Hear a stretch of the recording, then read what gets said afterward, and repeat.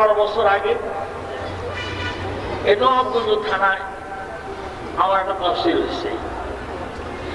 তা হাটের দিন শিকারি ভাড়া, হাটের দিন আমার খাদেম সহ একটি হাট দেখতে গেছে, আমার কাছাই করে রেখে গেছে। তখন আমি খুব পান খাইতাম, এখন আমি পান খাবো কোনো লোক পাই না।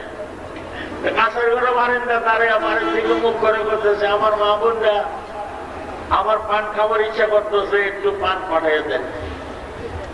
একটা মেয়ে একটু পান নিয়ে এসে আমি জিজ্ঞাসা করে, আম্মু তোমার নাম?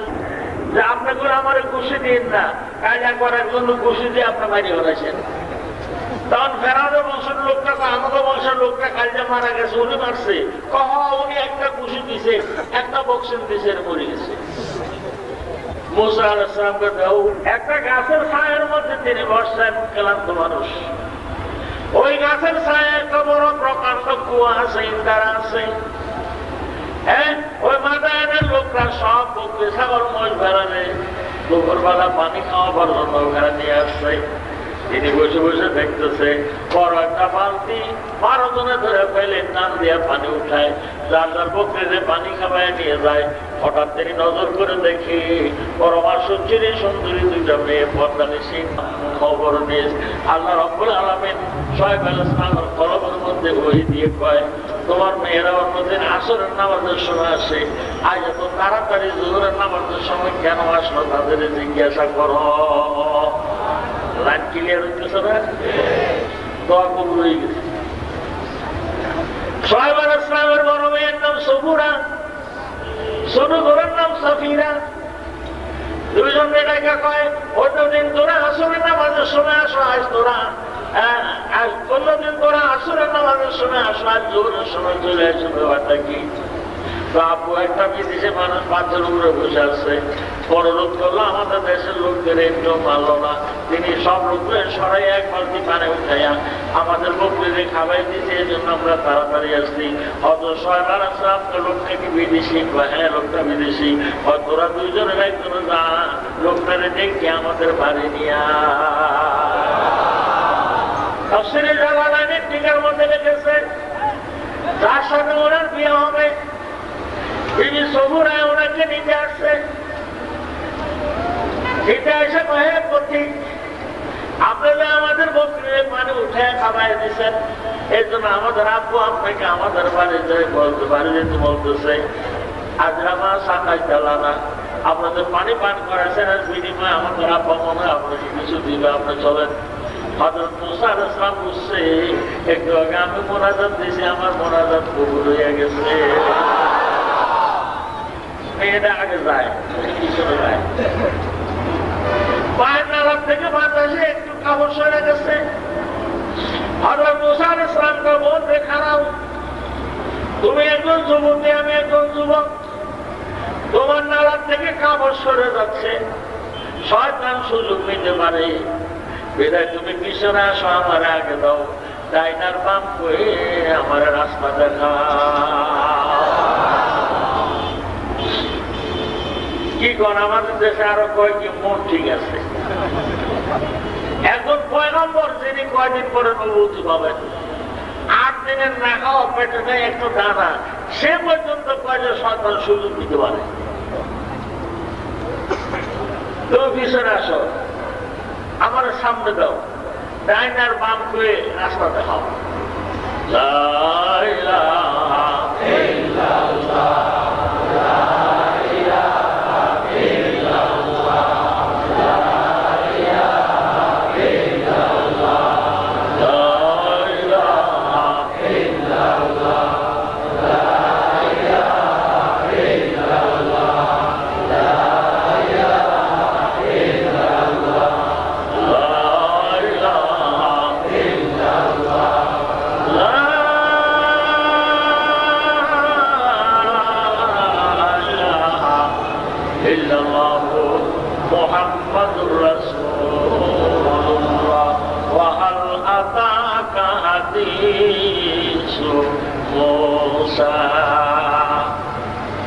সোজাসুজি যান, ডান দিকে যান, বাম দিকে যান, ওই যে বাড়িতে আমার আব্বু বসে আছে, ওনার সাথে কথা বলেন।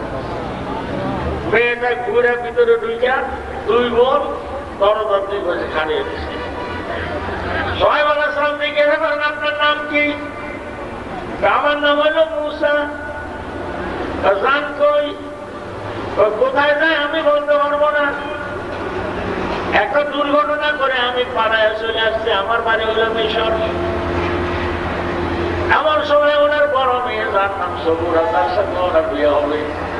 সে কইয়া বাতিস্তা জিরহু ইন্নাহু রাজুলুন কবিয়ুল আমিন। আপা, এই লোকটারে আমাদের রাখাল রাখেন।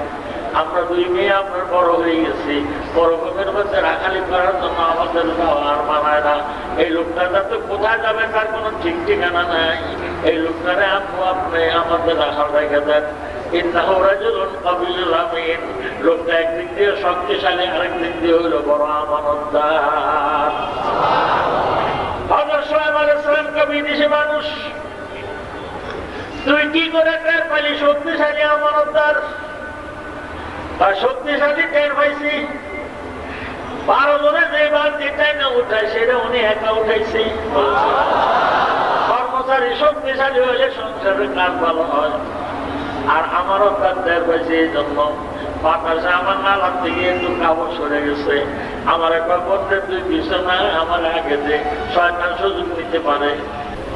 আর সোহেব আলাইহিস সালাম কয়, তুমি যতই বলো না কেন, 2টা যুবতী মেয়ে আমার ঘরে, আর একটা যুবক ছেলেকে আমি রাখাল রাখবো। এর মধ্যে অ্যাক্সিডেন্ট অবশ্যই হয়ে যেতে পারে। এই জন্য আমি প্রস্তাব দিতেছি, বাবারে আমার কোনো পুত্র সন্তান নাই, তুমি আমার এই মেয়েটারে বিয়ে করো। হযরত মুসা আলাইহিস সালামকে আমার মেয়েরা আমি কেমনে বিয়ে করবো? আমি দেশের থেকে পড়ায় আসছি, আমার কাছে মোহরানার টাকা নাই। দেখছেন মোহরানার টাকা কত গুরুত্বপূর্ণ। ও আমার ভাইয়েরা, ও আমার বাবাজিরা, মুসলিম শরীফের 242 পৃষ্ঠার মধ্যে আছে, যারা স্ত্রীর মোহরানা পরিশোধ না করে তার সাথে উঠা বসা করে ঘর সংসার করে 40-50 বছর করে মরে গেছেন, আপনার সন্তানরা মোহরানা টাকা শোধ করে নাই, আল্লাহ আপনারা হাসর ময়দানে জিনাকারের কাতারে দাঁড়া করাইয়ে জিনাকার হিসাবে আপনার বিচার করবেন। দুনিয়ার সব জিনিসের হিসাব মানুষ বলতে পারে, স্বামী স্ত্রীর উঠা বসার হিসাব কেউ বলতে পারবে? কত হাজারবার উঠা বসা করছেন আল্লাহ জানে। অতবারকে আল্লাহ জিনা সাব্যস্ত করবে। আল্লাহ বলবেন তুমি জিনা করছো, যেহেতু তার মোহরানা পরিশোধ করো নাই, জিনাকারের কাতারের মধ্যে দাঁড়া করে আল্লাহ আপনার বিচার করবে। তাই আমি আপনাদেরকে অনুরোধ করি, বিয়ার মধ্যে ওই বিয়া উত্তম বিয়া, যে বিয়ার মোহরানা কম অথচ উচুর হয়ে গেছে, আর বিয়ার মধ্যে ওই বিয়া খারাপ বিয়া, সেই বিয়ার মোহরানা বেশি অথচ একটু অশীল হয় না। এখনকার বিয়ার মোহরানা কত জানেন? 7,09,999 টাকা 50 পয়সা। এত টাকা না বাড়লে মান সম্মান খায় না, দেয় না 1 পয়সাও। কি করে দেয়? কিছু দেয়, আরো যৌতুক নেই। আমার বাড়ি অনেক দূরের জন্য আমি লম্বা কথা বলতে পারতেছি না। যৌতুক নেওয়া এরকম হারাম যেমন সুরের কাঁচা গোস্ত হওয়া হারাম। যৌতুক নেই এমন হারাম, সুরের গু খাওয়া যেরকম হারাম। যৌতুক নেই এমন হারাম, কুত্তার গোস্ত খাওয়া যেরকম হারাম। যৌতুক নেই এমন হারাম, কুত্তার কাঁচা গু খাওয়া যেরকম হারাম। বিধায় যৌতুক হারাম সামাজিক ব্যাধি। আল্লাহ রাব্বুল আলামিন যেন আমাদের দেশকে যৌতুকের হাত থেকে হেফাজত করেন, বলুন আমিন। এখানে যারা মুরব্বী আছেন, গার্জিয়ান খবরদার যৌতুক চেয়েন না। আর ছেলেরা যারা, তোমরা যৌতুক নিয়ে বিয়ে করো না। তোমরা দেখো মেয়েটা সুন্দর কিনা, মেয়েটা লেখাপড়া জানে কিনা, মেয়েটা বংশীয় কিনা, সবচেয়ে বড় কথা মেয়েটা ধর্মভীরু কিনা। এই 4 গুণ যদি তুমি দেখে বিয়ে করো, আল্লাহর হাবিব বলেন তার ব্যাপারে তোমার ঘর হবে বেহেশত। আর মেয়ের বাপে খুশি হয়ে দেখে দেয়, এটা নেওয়া সুন্নত। যেমন হুজুর সাল্লাল্লাহু আলাইহি ওয়াসাল্লাম ফাতেমারে বলছেন, আলীর কাছে তোর বিয়ে দিয়েছে, আলী হইল গরিব মানুষ, সুবি কিসে, আমার দৌড়ের পুরান খাটটা নিয়ে যা, আর তোকে ঘরে তো কলসি নাই, আমার কলসিটা নিয়ে যা। আর আলী যদি কোনো না কোনো গম কিনে আসে ভাঙাবি কিসে, আমার এই চাকরিটা নিয়ে যা। আর হুজুর খুশি হয়ে যেটা দিছে সেটা নেওয়া সুন্দর।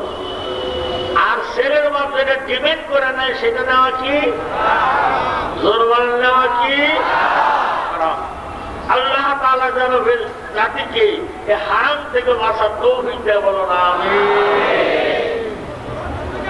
এমন অগ্রসর হয়ে গেছে নতুন। আমার দিকে দেখেন, এক বাড়িতে ভয় কি নারকেলের শলার জাটা তো আনলি না, আরেক বাড়িতে বড় কয়েকে মুরগির খুব তো আনলি না, সব তো আনছো। আমি শুনে বললাম যে মেয়েদের বলিস যেন এটা জাটা আনে, আরো শ্বশুর শাশুড়ি মাথার মধ্যে যেন জাটা দিয়ে পিটায়। জাটা একটা জিনিস এটাও নিয়ে আসতে হবে। হযরত মুসা আলাইহিস সালামকে আমার কাছে মোহরানা নাই, আমি আপনার মেয়ের বিয়ে করে মোহরানা কোথা থেকে দিব? হযরত শুআয়ব আলাইহিস সালামকে একটা কাম করো, আমার মেয়ের মোহরানার আওয়াজে তুমি 8 থেকে 10 বছর আমার বকরি রাখালি করো। এই 8 থেকে 10 বছরের বেতন আমার মেয়ের মোহরানা দেওয়া মুশকিল হয়ে যাবে।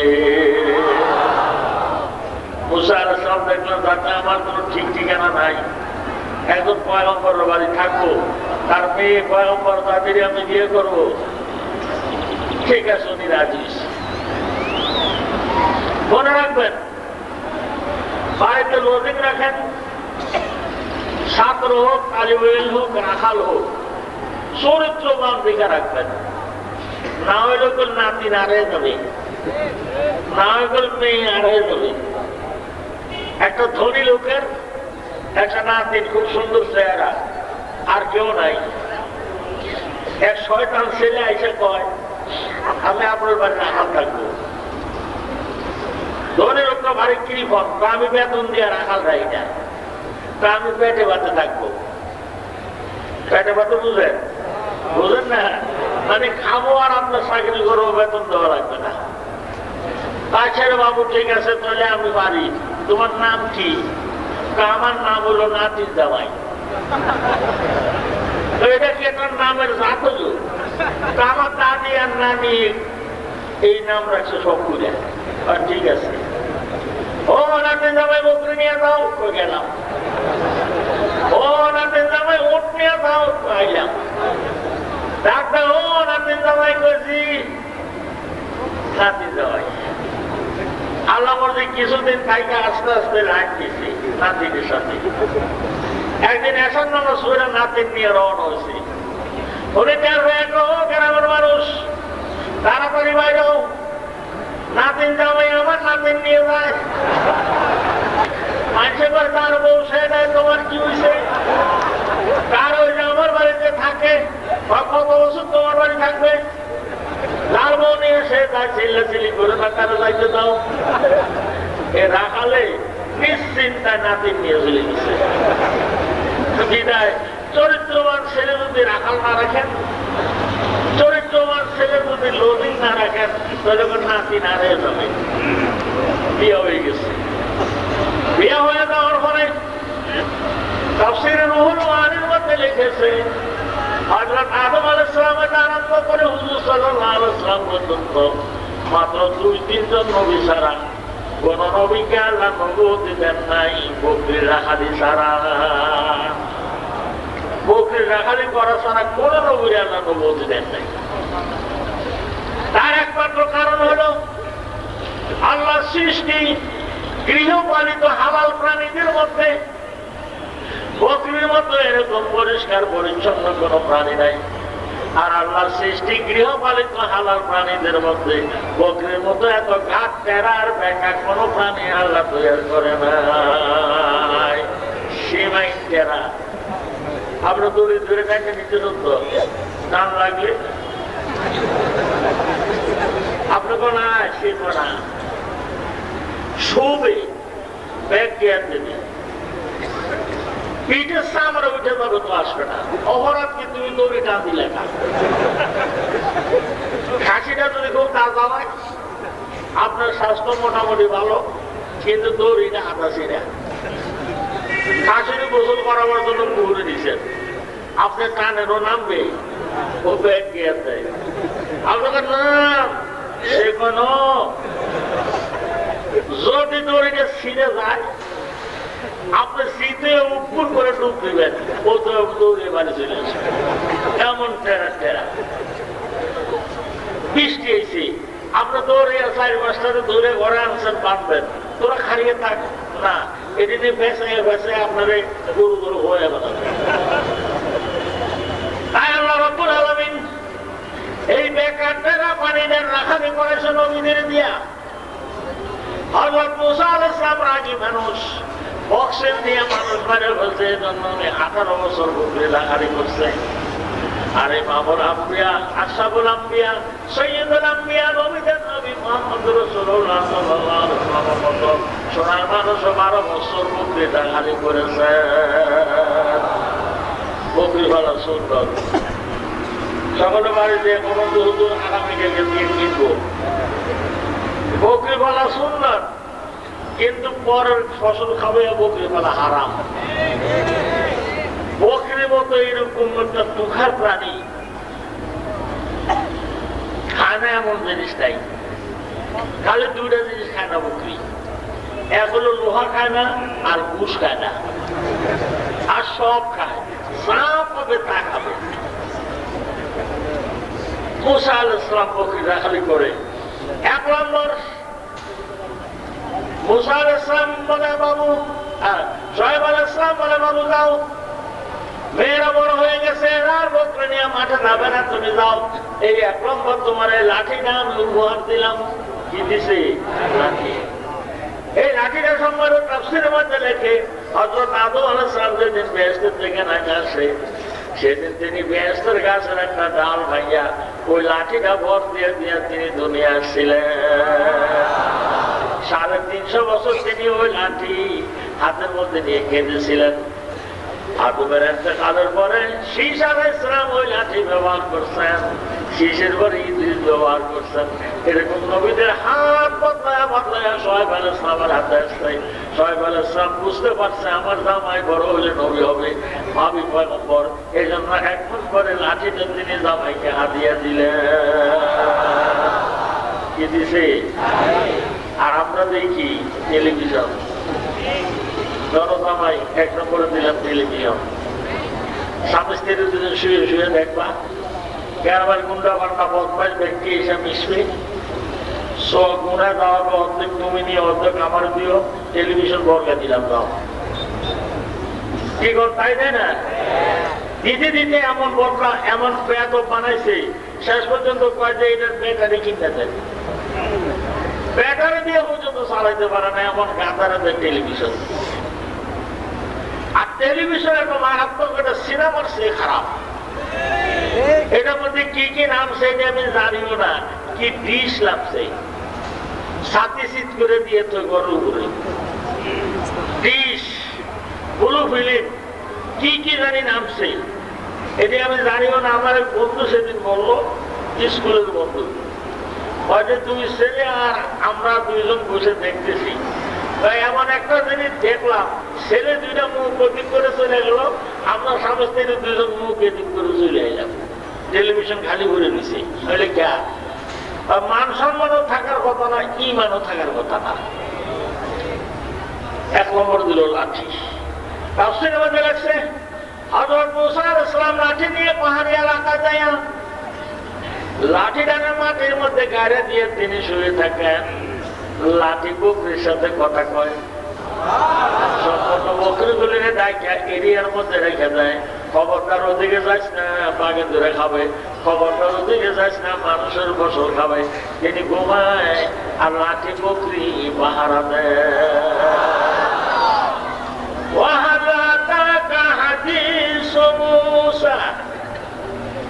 বকরি চড়ায়। তাফসীরে লাগছে আল্লাহ তাআলা ওনারে পয়গম্বরের বাড়ি কেন উঠাইল, অন্য বাড়ি তুলে দিতে পারত। আল্লাহ এই জন্য উঠাইছে, যে আর কয়দিন পর উনি নবুয়তি হবে, এই জন্য একজন পয়গম্বরের সংস্রবের মধ্যে ওরা খুলেছে। বলেন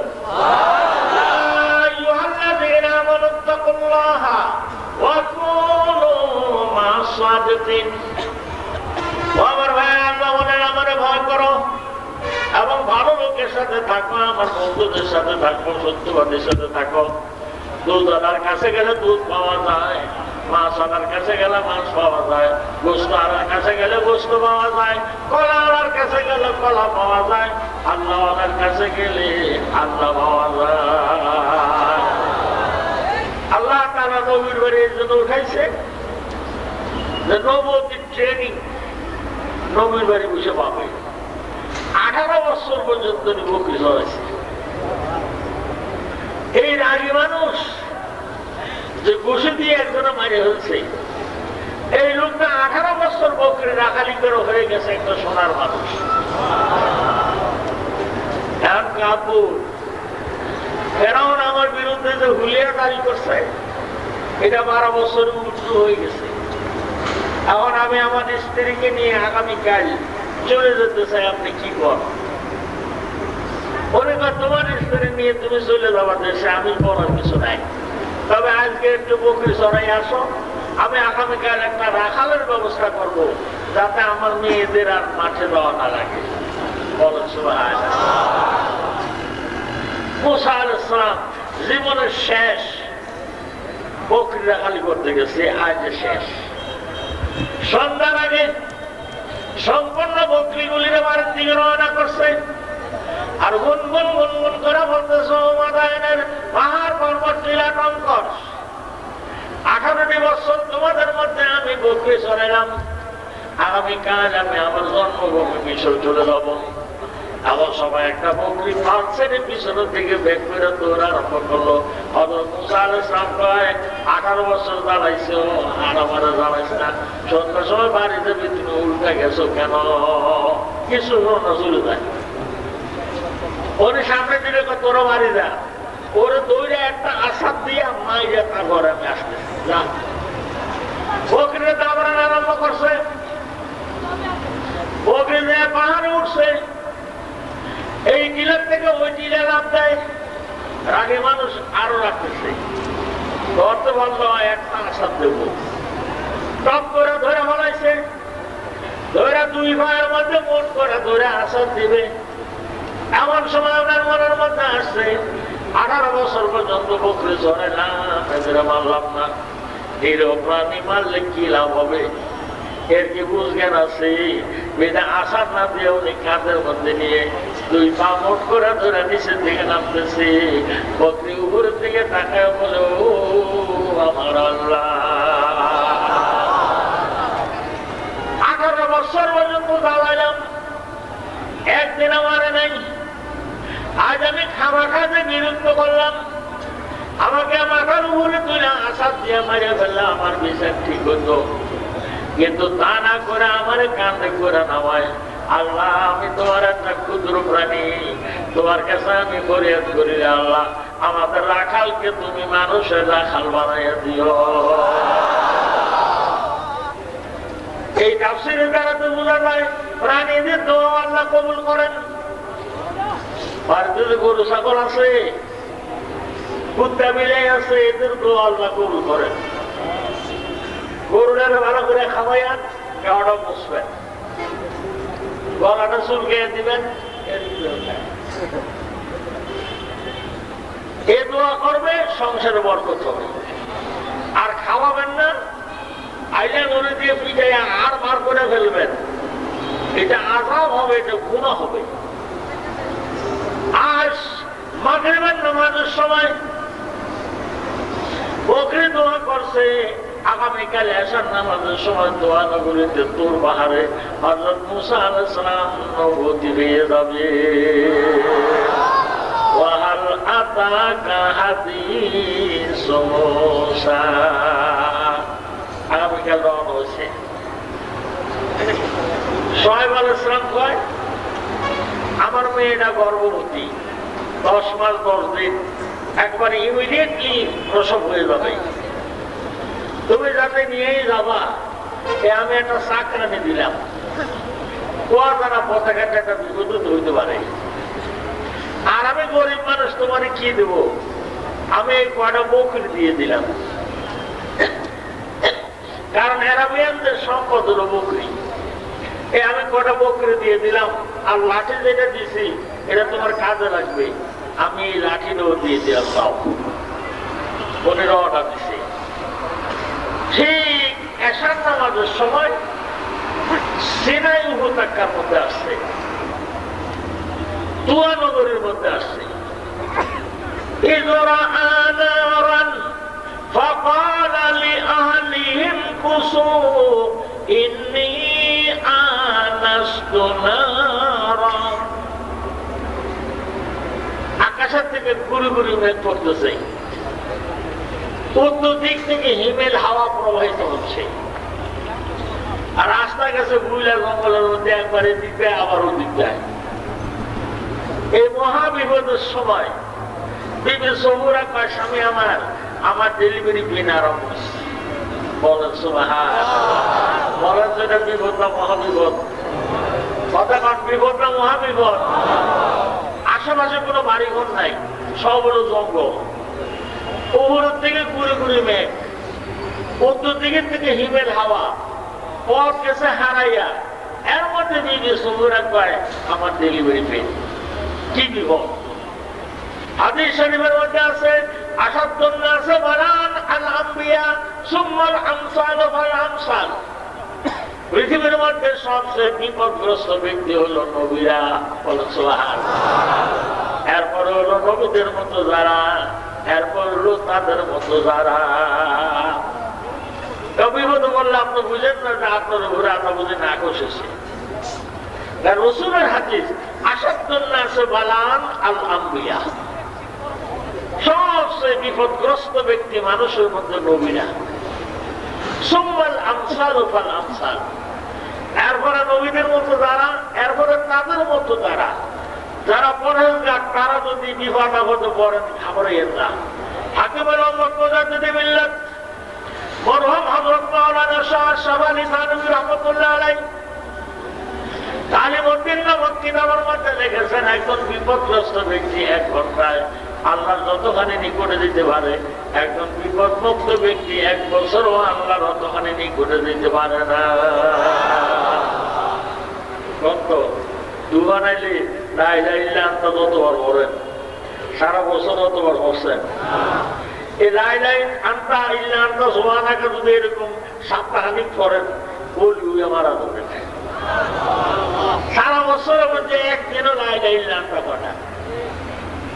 কিন্তু যখন শীতল আইল, সোনামি আইল, তখন লা ইলাহা ইল্লা আনতা সুবহানাকা ইন্নী কুনতু মিনাজ জালিমিন ফাস্তাজাবনা লাহু ওয়া নাজাইনাহু মিনাল গাম্মি ওয়া কাযালিকা নুনজিল মুমিনিন।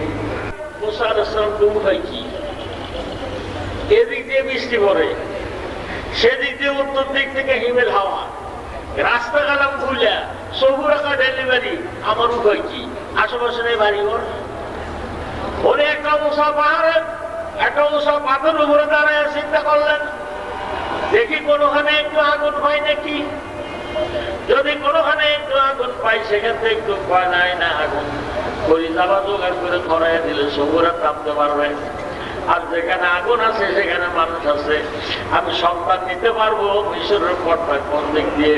এই বেলা তিনি বলেন, ইজরা নারান ফাকালা লিআহলিহিম কুসু ইন্নী আনাস্তু নারা। সৌরারে তুমি বকরি নিয়া, চাকরানি নিয়া এই রাস্তার মধ্যে বসো, আমি আগুন দেখতে পাচ্ছি।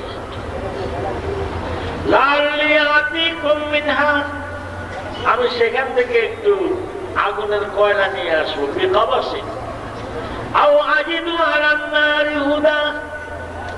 এবং সেখান থেকে আমি সন্তান আনবো। কোন পথ দিয়ে মিশর যাবো? আমাদের রাস্তা হারিয়ে গেছে।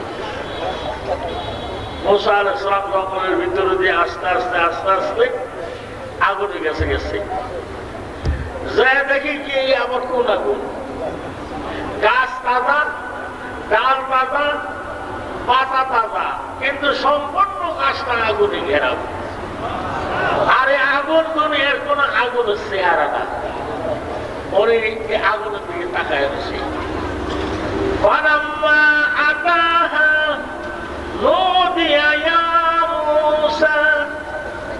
ওরে আগুনের দিকে তাকায়, আমি কি আগুন দিতেছি? যদি গাছটা মরা হতো আমি বুঝতাম যে কেউ আগুন ধরাই দিয়ে গেছে। গাছ তো তাজা, তার সেও তাজা, ডাল তাজা, তার পাতা তাজা, কিন্তু সম্পূর্ণ গাছটার মধ্যে আগুনের খেলা। এ কি আগুন?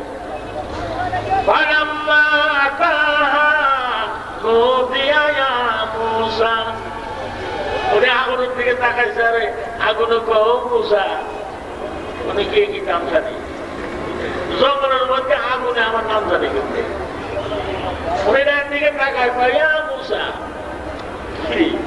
জঙ্গলের মধ্যে আমার নাম জানি কিন্তু এদিকে তাকাইয়া মুসা, যেদিকে তাকায় সেদিক থেকে খালি কইয়া মুসা।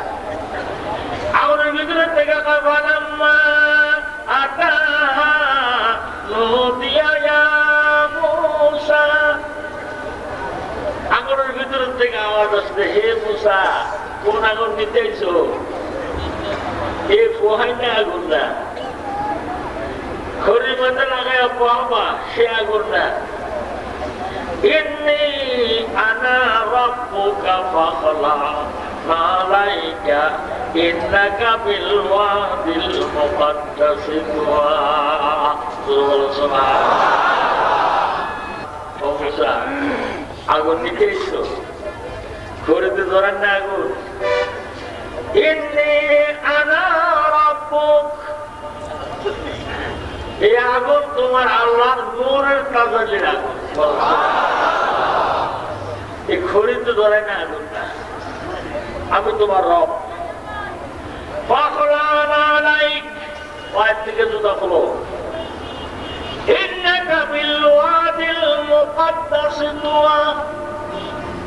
তুমি পবিত্র নগরীর দুয়াতে দাঁড়াই আছো, দুয়ার পবিত্র নগরীতে দাঁড়াই আছো জুতা ভাই দিয়া।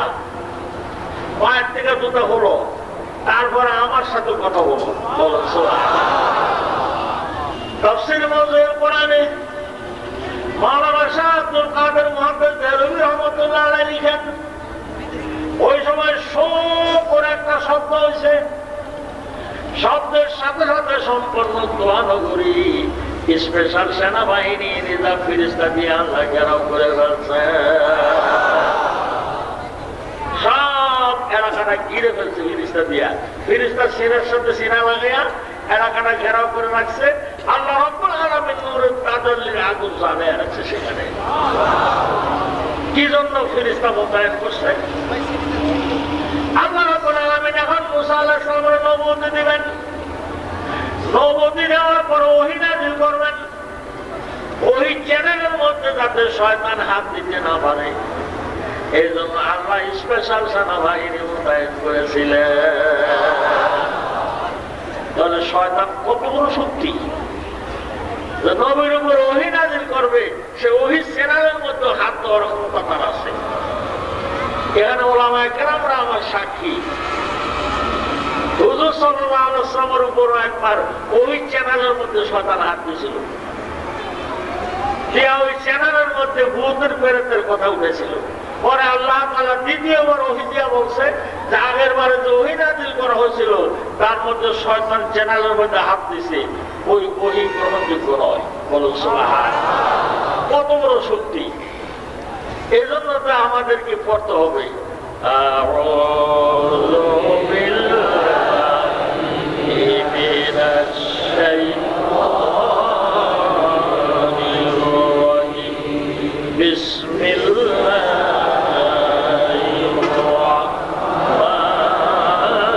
রাহমানির রাহিম। বিশাল একটা শক্তি। মুসা পায়ের থেকে দুটো হলো, ইন্নাকা বিল ওয়াদিল মুকাদ্দাসি তুয়া, তুমি পবিত্র নগরীর দুয়ায় আমার সাথে কথা বলতেছ। আমি এখন তোমার তোমার উপরে ওহী নাযিল করব, তোমাকে আমি বাছাই যাচাই করে নবুয়তের জন্য সিলেকশন করে ফেলছি।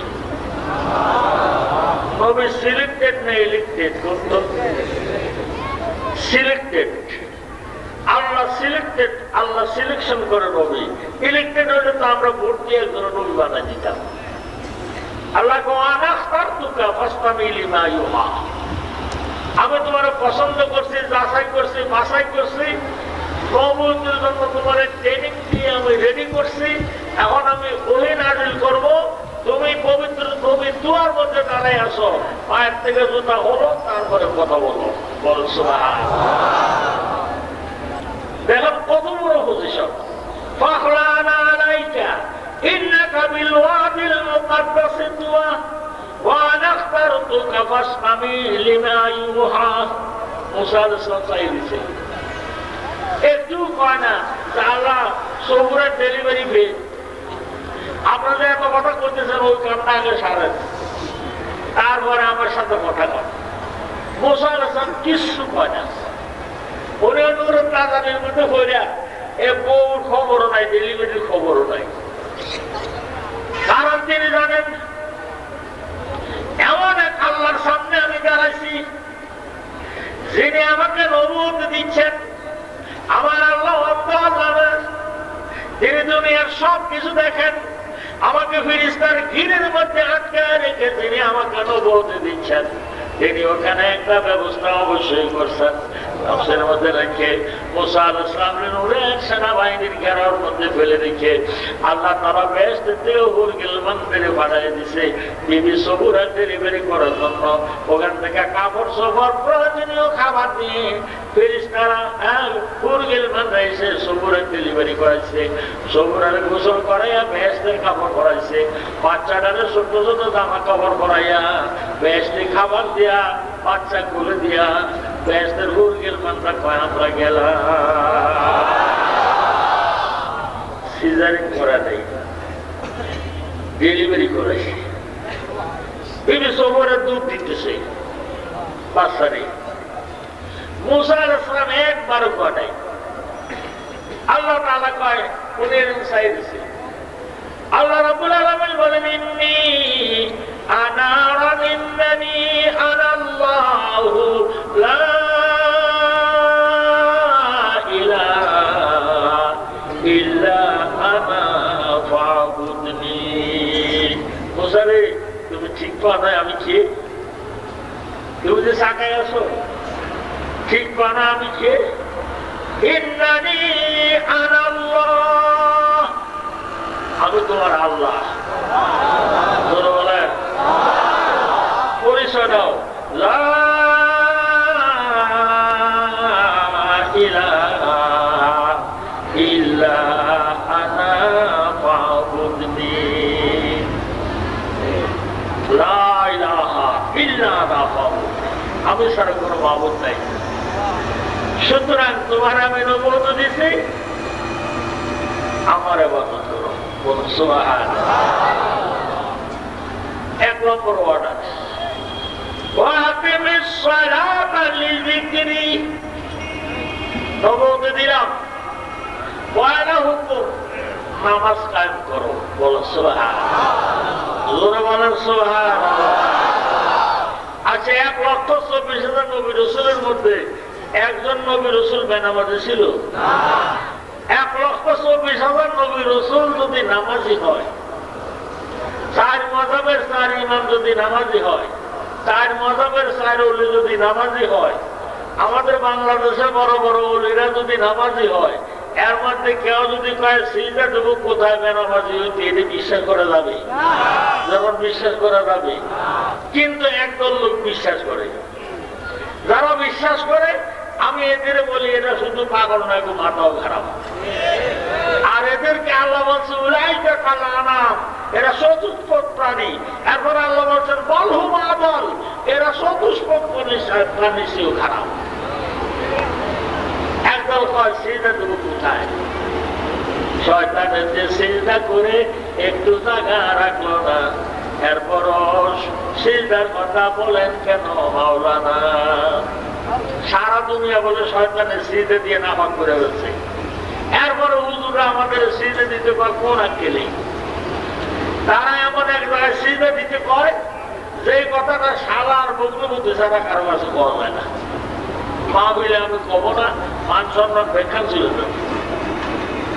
এরকম পাগলের বলে মাথা খারাপ। আমি তাদেরকে পরিষ্কার বলি, আপনারা বলেন যে শয়তানের যখন সিজদা দিছিল তখন তো শয়তান শয়তান ছিল না, সে ছিল মুকাররম মুআল্লিমে মালাকুত, ফেরেশতাদের ট্রেনিং টিচার ছিল। ধরলাম যদি তার সিজদা দ্বারা তো জমিন নাপাক হয়ে থাকে। নূহ আলাইহিস সালামের তুফান ছিল 6 মাস। এই 6 মাসের তুফানে এমন দোয়া তুইছে শয়তানের সিজদা একটা বঙ্গোপসাগরে নিয়ে গেছে। যদি বলো যে না এরপরও সন্দেহ লাগে, তাহলে আমরা মসজিদ বানাবার সময় মাটি কাটলাম, শয়তানের সিজদা নিচে ফালাই দিয়ে নতুন মাটি দিছি সিজদা দিই। যদি তাও সন্দেহ লাগে ওগুলো দিছি যে সিজদা দিই। যদি তাও সন্দেহ লাগে পাকা করে দিছি সিজদা দিই। যদি বলে এমন সন্দেহ লাগে কার্পেট বিছিয়ে দিছি সিজদা দিই। যদি বলে এমন সন্দেহ লাগে মক্কা শরীফের নামাজ বিছিয়ে দিছি সিজদা দিই। যদি কেউ এরপরেও সন্দেহ লাগে তাহলে আমারও সন্দেহ লাগে তোর কপালে শয়তান পেশাব করছে, তোর কপালে শয়তানে ঢুকছে, এর জন্য তুই সিজদা দিতে পারবি না। বলুন সুবহানাল্লাহ। বজাহের সিজদা বরয়ে জমিনাস, বাতেন সিজদা বর আরশে আজিমাস, लेके रोके सिजदाए पेशे खुदा, खुशतरा यदंद सद मुल्क तोरा, घर से सिजदा ज़मीने फर्श हुदा, आसुजुदर में रखते अर्श खुदा। পরবর্তী হুজুর তারা আমরা সিজদা করে দিই। পরিষ্কার আমার দিকে তাকান। আপনি সিজদা মাটিতে দেন, মাটিতে দেন, ধূপ বাতাসের উপর দেন, সালার মধ্যে দেন। বজাহের সিজদা বরয়ে জমিনাস, বাতেন সিজদা বর আরশে আজিমাস। আপনি যখন জমিনের মধ্যে সিজদা দেন আল্লাহ চেয়ে থাকে।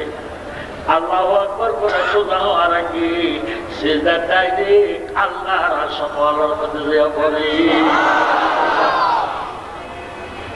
আমার ভাইয়ের একটা অফিস আছে মতিঝিল মালিক মেনশনে, ওখানে ফ্যাক্স এবং টেলেক্স দুইটা মেশিন আছে। এই অক্ষরগুলি টিপে মদিনা শরীফে আবার ওনার একটা অফিস আছে, ওই অফিসে উনি চিঠি পাঠাবে অক্ষরগুলি টিপে। আর অক্ষর টিপে উঠে দেখা ওইটা মদিনা শরীফে ছাপা হইতেছে। সিটি বানাতেছে ঢাকা থেকে, অক্ষরগুলি টিপে ৩,৫০০ মাইল অক্ষরগুলি কি করে উড়ে যাচ্ছে বলেন, এরকম টিপতেছে আর এটা মদিনার শরীফের অবশ্যই টাইপ হচ্ছে।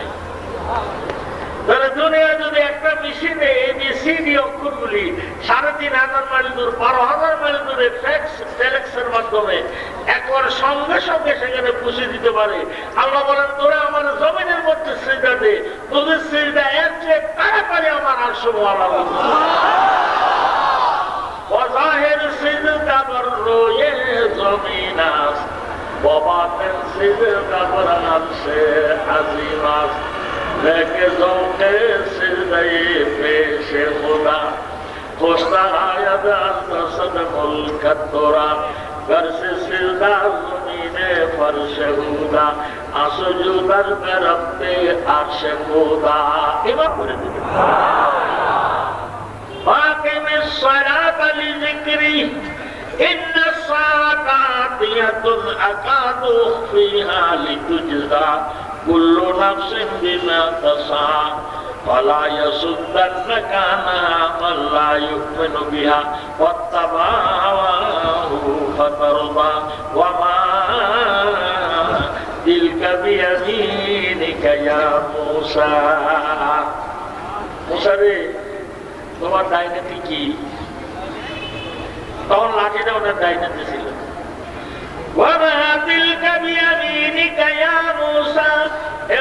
তোমার ডাইনেতে কি?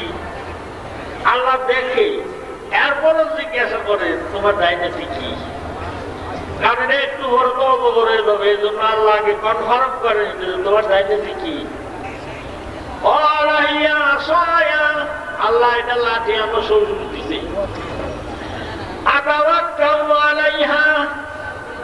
আমি এটা ভর দিয়ে চলি। বকরির পাতা ভেঙে ভেঙে খাবাই।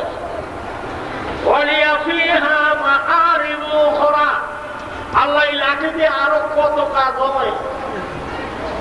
আল্লাহ লাঠি তো হে আল্লাহ লাঠি হয়।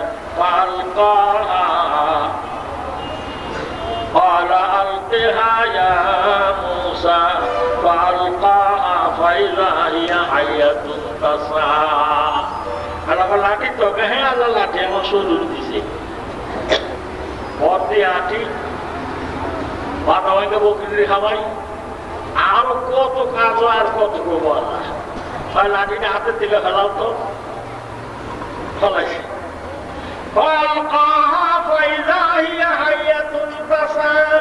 কি হয়েছে গল্প? তাফসীর মাঝারিতে কাজী সানাউল্লাহ বানীমুক্তি রহমতুল্লাহ আলাইহি লিখেন যে ছাইরা দেওয়ার সাথে সাথে ফোস করে একটা শব্দ হয়েছে। শব্দ হয়ে 1 মাইল লম্বা হয়েছে, আর মোটা হয়েছে একটা উটের মতো। হলুদ তেল পেলা গায়ের মধ্যে হলো ফসল, ফানা ধরে জিভা বাইর করছে, 2 ঠোঁটের মধ্যে মানে ফাঁক হয়েছে 80 হাত।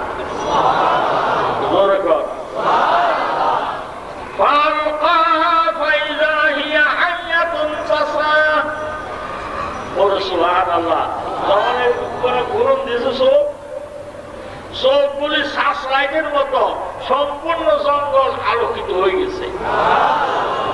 সূরা নমলের মধ্যে আছে হযরত মুসা আলাইহিস সালাম দৌড় দিয়েছিলেন।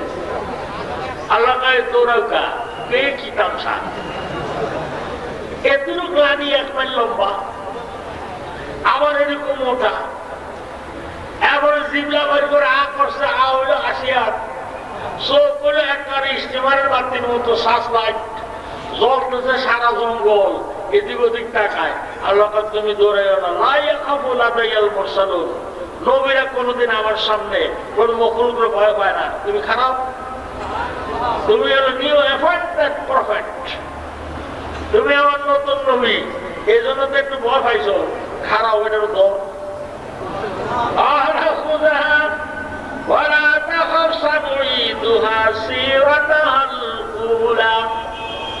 ধরো কোন কি আছে জুতামসা, যেখানে উনি বয়স বল হয় সেখানে আল্লাহ ধরো।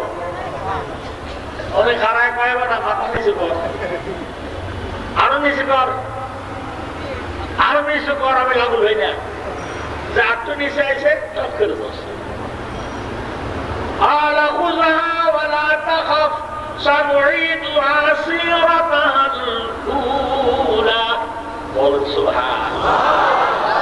করার সাথে সাথে যে লেখি সেই লেখি।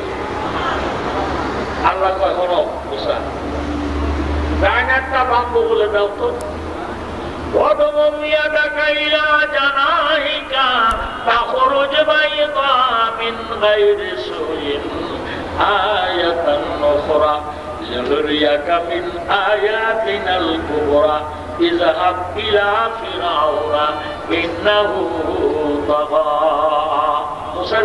ডাইনারটা বাম্বু বলে দাও তো, বাইর করো তো। পূর্ণিমা চাঁদের মতো আলো,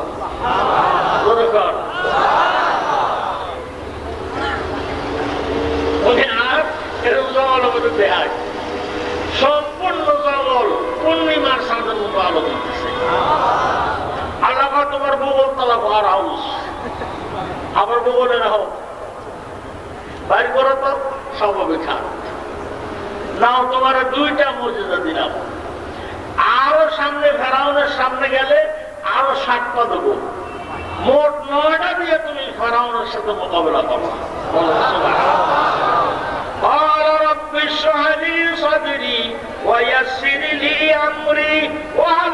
উকদাতাম মিন লিসানি ইয়াফকাহু কওলি ওয়াজআল লি ওয়াজিরাম মিন আহলি হারুন আখি। আল্লাহ আপনার নবুয়ত দিয়েছেন, নবীর বক্তৃতা শক্তি ক্লিয়ার হওয়া লাগে, স্পিকিং পাওয়ার ক্লিয়ার হওয়া লাগে। আমি তো তুললাম, আমি ফেরাউনের কাছে কিছু কইতে গেলে ফেরাউন যদি দাম কি দেয়, বেটা কি বস আমি বুঝি বুঝি না। ওরে তুললা হয়েছে এই সম্বন্ধে তফসিরে লেখছে। ফেরাউন একদিন বলে নিয়ে মনিরে বাবারে সোনারে করতেছে, উনি টপ করে তারির মধ্যে ধরে একটু চিঠি খান দিশারে ফেরাউন কাশিয়া রে এত দুধ দুধ খাবে ভালো মনে হয় বলাই নেই, যেটা আমার রাষ্ট্র নেবে ধর্ম নেবে ডুবিয়ে মারবে।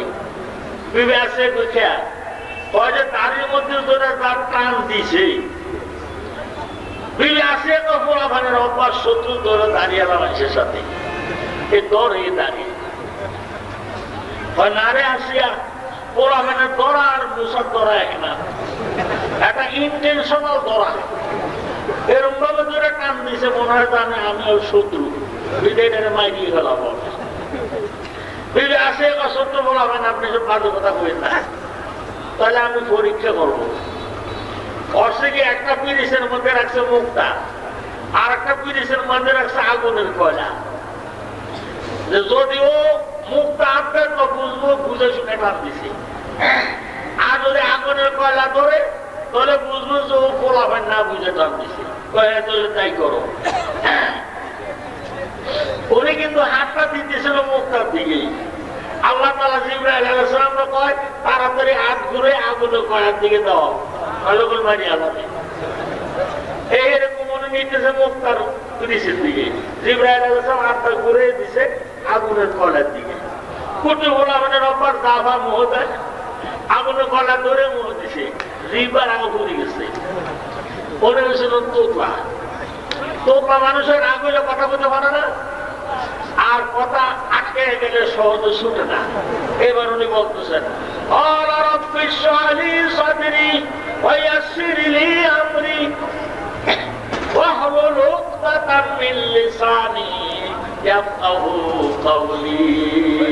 আল্লাহ আপনাকে আমার অনুভূতি দিচ্ছেন, নবীর স্পিকিং পাওয়ার বক্তৃতার শক্তি ক্লিয়ার হইতে হয়।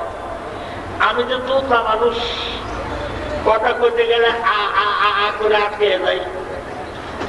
ফেরাউনের কাছে দাওয়াত দিতে গেলে যদি আমি আরম্ভ করি আর ফেরাউন যদি দাম কি দিয়ে আমার খেতায় দেয়, আল্লাহ তাদের অনুমতি দিয়েছে না আমার এই বক্রতাটা তোতা মেটে সাইডে দেন। আল্লাহ ঠিক আছে সাইডে দিলাম, বলেন সুবহানাল্লাহ। শেষে ওনার স্পিকিং পাওয়ার এত হচ্ছিল তোতা মিলাই একেবারে উনি এরকম সুন্দর করে ওয়াজ করতো যে মানুষ তন্ন হয়ে যেত। এরপরে আল্লাহ হয়েছে যে একা আমি ফেরাউনের সাথে মোকাবেলা করব, মেহরবানি করে আপনি আমার ভাই হারুন রে আমার সহকারী উজির, আমার সহকারী নবী নিয়োগ করে দেন, আমরা দুই ভাই মিলে ফেরাউনের কাছে দাওয়াত দেব। ফেরাউনের কাছে দাওয়াত দিতে গেছে, আরে ফেরাউনের মানে মুসা আলাইহিস সালাম তোতলা। মুসা আলাইহিস সালামকে লক্ষ্য করে ফেরাউনকে ফামার রব্বুকুমা ইয়া মুসা, এই দুই ভাই যে রবের দাওয়াত দিতে আইছো, হারুন সুলতান মুসা বুঝাও রব কি। মুসা আলাইহিস সালাম হারুন মনে করছে তোতলা মানুষ কথা কইতে পারবে না, একটা থামকি দিয়ে খেদাই দেব, কিন্তু উনি যে তোতলা মিশাইলে হয়েছে এতে ফেরাউন জানে না। উনি কয় রব্বুনা আল্লাযী আতা কুল্লা শাইইন সুম্মা হাদা। ফেরাউনকে কি এটা তোতলা দিল, এমনি কি সুন্দর করে কথা বলি।